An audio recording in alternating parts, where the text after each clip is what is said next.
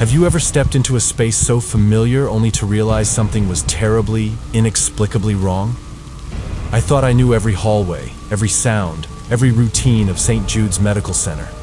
But that elevator ride in October 2018, something about it felt wrong from the moment the doors refused to close. No voices, no footsteps, just a sudden chill. And a floor I never pressed, softly glowing. When the doors slid open to level 6, something was waiting. I never looked at that elevator the same again.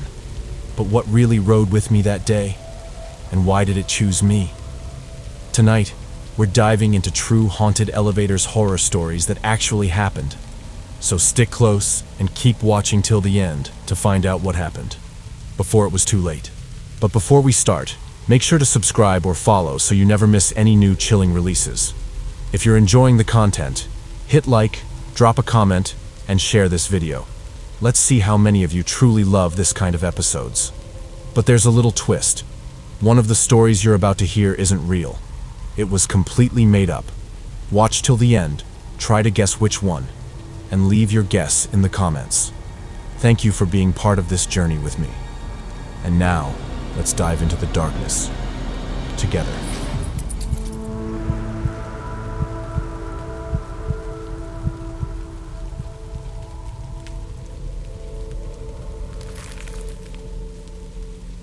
My name is Maggie Collins, and I've been a pediatric nurse at St. Jude's Medical Center in Oak Haven for over 10 years. I've seen a lot in this hospital: joy, sorrow, quiet triumphs, and devastating losses. I've always relied on my training, my logic, and my ability to cope with the sometimes harsh realities of life. But what happened to me on a crisp October morning in 2018 in the main service elevator challenged everything I thought I knew. It was just after noon, and my stomach was rumbling. I was looking forward to a quick coffee and a sandwich downstairs. I made my way to the bank of elevators near the staff lounge, hoping to avoid the lunch rush. One of the doors slid open almost instantly with a soft sigh. The cabin was empty, its stainless steel walls reflecting the harsh fluorescent lights. Perfect, I thought. A moment of peace. I stepped inside, turned, and pressed the button for level 2, where the cafeteria was. The doors began their slow, silent closing, the gap between them narrowing. I was already planning my order when, just as they were about to meet, they abruptly stopped. Not with a jolt, but as if someone had gently pressed the hold door button. I frowned, peering out into the hallway. Nothing. Completely deserted. No one rushing, no one waiting. It was just empty. After a few perplexing seconds, the doors slowly, on their own, resumed their closing, finally sealing me inside. I shook my head, muttering to myself about old hospital equipment. The elevator started its descent, the faint hum of the machinery filling the silence. I glanced down at the control panel, idly scanning the illuminated buttons. My heart gave a little lurch. The button for level 6 was now mysteriously lit, glowing with a soft, persistent green light. I hadn't pressed it. I was absolutely alone in the elevator. A prickle of unease started crawling up my spine. Level 6. I knew level 6. It wasn't a patient ward, no. Level 6 was the hospital's children's haven, a brightly decorated zone with a huge play area, reading nooks, and interactive games. It was designed to be a happy, vibrant escape for our young patients, a place where they could forget, even for a little while, why they were here. The elevator continued its descent, but then, instead of stopping at level 2, it slowed its pace further. The soft chime sounded, and the doors opened. Level 6. I stepped out, my heart now thumping a little faster. The hallway was, once again, completely empty. The cheerful murals of cartoon characters and the bright colors of the children's haven seemed to mock the unsettling silence. There were no children playing, no parents waiting, no nurses pushing trolleys. Just the vibrant, empty space. As I stood there, a peculiar sensation washed over me. It wasn't just the silence. It was a distinct, icy breath of air that brushed past my cheek. It was fleeting, gone almost as soon as it registered, but it was unmistakably cold, and for a split second, I swear I caught the faint, sweet scent of bubblegum and that clean, hospital disinfectant smell. scents I associated so strongly with the kids on my ward. A shiver, not of cold, but of something far more profound, ran through me. It was a feeling of presence, of something small and innocent, a whisper in the air. I looked down instinctively, as if expecting to see tiny footprints on the polished linoleum floor, but there was nothing. The doors remained open for a few more seconds, almost inviting, then slowly began to close, leaving me in the quiet embrace of the children's haven. I took the emergency stairs down to level 2 that day, my coffee break completely forgotten. The encounter stayed with me, a vivid, chilling memory that replayed itself in my mind countless times. I would often think of the child who might have frequented level 6, a child who perhaps loved the play area so much that a part of them still lingered, forever drawn to their haven. Sometimes, when I see a particularly cheerful or mischievous child being wheeled past my station, I can't help but wonder if their laughter had, at some point, echoed in that very elevator, and if their spirit, innocent and playful, still sought its way to the children's haven, even after their earthly journey had ended. The elevator, once a mere utility, became a silent conduit between worlds, a vessel for a child's lingering spirit. It wasn't a jump scare or a dramatic ghost, but the quiet, persistent presence that truly unnerved me.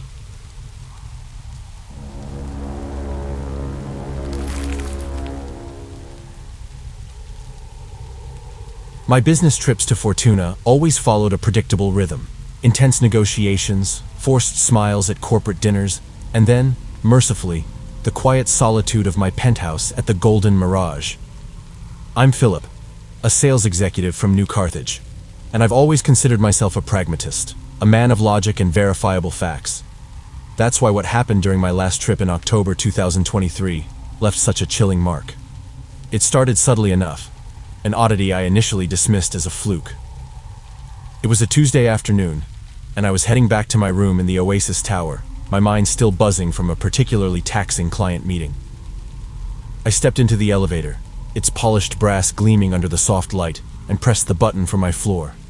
Somewhere in the high 20s. The doors hummed shut, and I felt the gentle upward pull. I was just staring at my reflection, mentally drafting an email, when the elevator gave a soft, almost imperceptible lurch. It wasn't the jarring halt of a malfunction, just a deliberate, gentle stop. The familiar chime echoed softly, and the doors slid open. Floor 7. My brow furrowed. I hadn't pressed that button. I leaned forward, peering into the hallway. Empty. No one was waiting to get on, and clearly no one had gotten off. I shrugged, figuring it was a minor glitch in the system, or maybe someone had leaned on the button for a second. The doors closed, and the elevator resumed its climb. No big deal. But it happened again, and again, and again. On Wednesday morning, descending from my room in the palace wing to grab some breakfast, the elevator stopped on the 7th floor. Again, empty. By Thursday evening, after a celebratory dinner that had somewhat eased the week's tension, I found myself pausing at the 7th floor in the Sands Tower, which felt even more bizarre given its completely separate elevator bank. Each time, it was the same. An unbidden stop, an empty, silent hallway, and that peculiar, lingering sense of unease. It wasn't a sudden fright, but a slow, creeping dread, like a cold draft on a warm day. I started trying to rationalize it. Maybe there was a utility closet on that floor that maintenance frequented. Perhaps a very exclusive, rarely used private dining room. But it didn't make sense for every elevator, in every tower, to consistently stop there. I began to notice little things.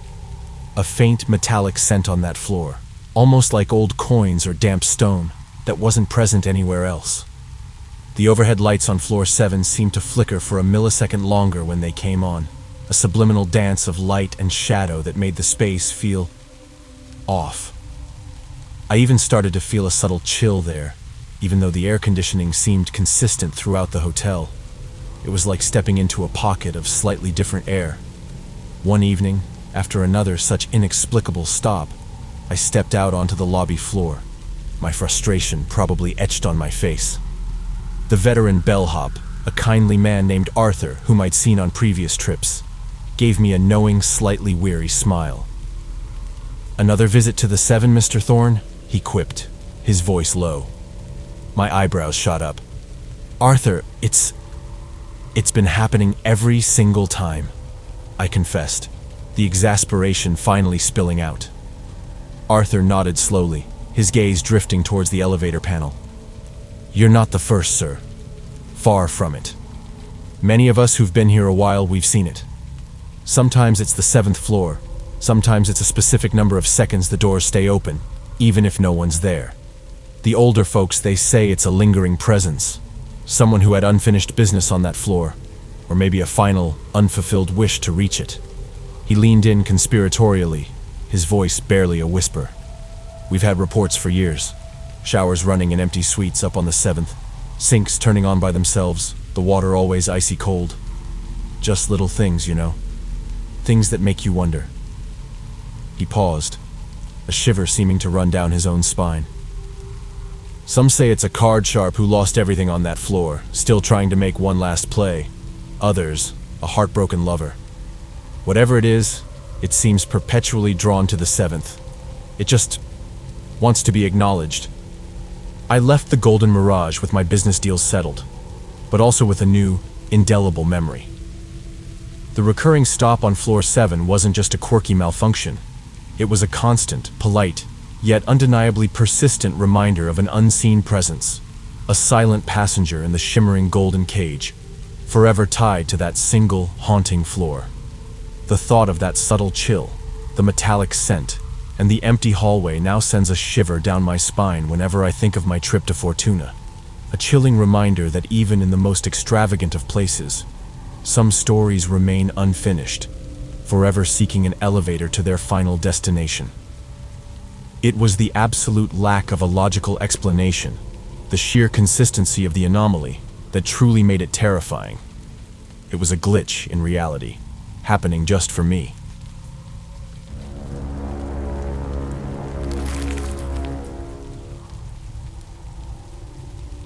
For nearly 2 decades, I've been the chief security supervisor at the Blackwood Historical Museum in Port Blossom.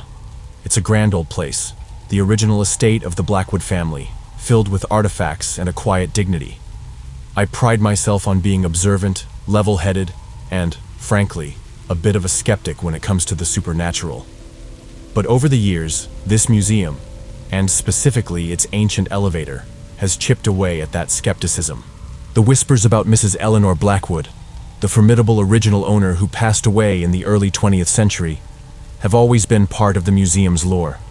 She never truly left, people would say, often with a knowing look. And the centerpiece of these stories was always the magnificent cage-style elevator, installed way back in 1916. It's a beautiful piece of early engineering, all intricate ironwork and polished wood.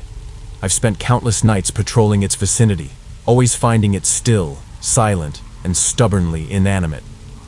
The first type of reports that started to shake my certainty came from the night guards. They'd always deliver them with a nervous chuckle, almost apologizing for bringing them up. It was the reflection of Mrs. Blackwood herself, appearing in the small inner window of the elevator cabin. Not a full-blown ghost standing there, but a distinct, fleeting image in the glass. A woman in period attire, her face serene yet solemn, her gaze seeming to hold some unspoken weight. It was always there for just a split second, then gone. I always dismissed it as tricks of the light, the ancient glass playing optical illusions. Then came the incident with Thomas, a new fresh-faced college kid on his first graveyard shift in early 2022. I remember his panicked voice crackling over my radio around 1:30 a.m. "Supervisor, I'm stuck. The elevator. It stopped between floors." I calmly talked him through the emergency procedures. As Thomas worked to manually override the system, a new, more disturbing sound came through the radio, faint but distinct. A soft, mournful weeping. It was the sound of a woman, a sorrowful, almost ethereal cry. Thomas, visibly shaken when I finally reached him and helped him get the elevator moving again, swore that the crying had been coming from inside the elevator, right beside him, even though he was utterly alone. He resigned the following week, and I couldn't blame him. Hearing that cry, even over the radio, had sent a chill down my own spine. I still tried to rationalize it. Old building settling, pipes groaning, a new employee prone to exaggeration. But a seed of genuine doubt had been planted. The elevator, I knew, was purely mechanical. It didn't ding unless someone pressed a button. It didn't move unless someone pulled the lever.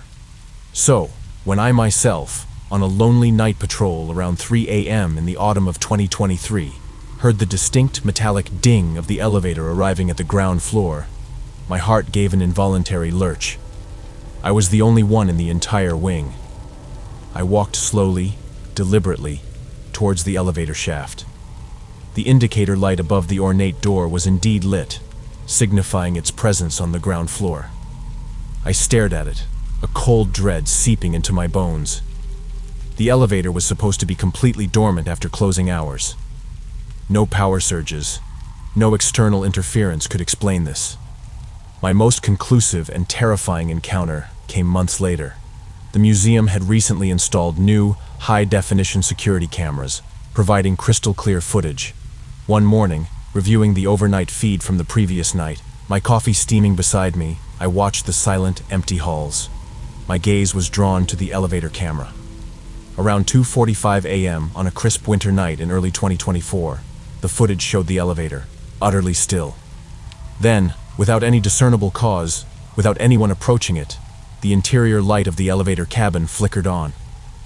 It wasn't the slow warm-up of an old bulb. It was an instantaneous, bright illumination. The light inside this particular elevator only activated when the main door was opened, manually from the outside, or if someone physically manipulated the control panel from within. Yet the doors remained firmly shut. The light glowed steadily for about 10 seconds, illuminating the empty interior. Then just as abruptly, it clicked off, plunging the interior back into darkness. There was no one on camera, no one approaching, no one to explain the activation. I rewound the footage, watching it repeatedly, my skepticism finally crumbling into a chilling acceptance. The elevator, for all its antiquated charm, was not merely a machine. It was a conduit. Mrs. Eleanor Blackwood, the meticulous benefactress, had clearly left more than her name to the museum. She had left a part of herself, forever drawn to her beloved estate, forever using the old elevator as a silent, invisible carriage between worlds, a testament to her lingering presence, a silent reflection in its polished brass and ancient glass, forever tied to the very heart of her legacy. The elevator, once a mere utility, now hums with an unseen life, a testament to the unquantifiable and the undeniably eerie. It's the small, consistent, unexplainable events that make it truly frightening, the way the world subtly shifts just out of view.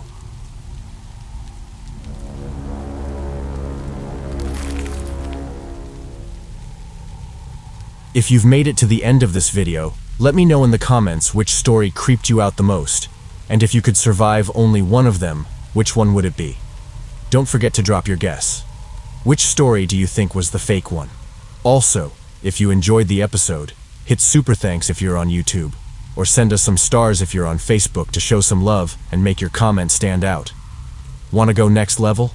Get early access to upcoming episodes, exclusive members-only content, and much more by joining our YouTube membership or becoming a Patreon supporter. Trust me, you don't want to miss what's waiting there for you. Don't forget to like, share, and catch up on our previous episodes. And now, stay tuned for the next horror episode.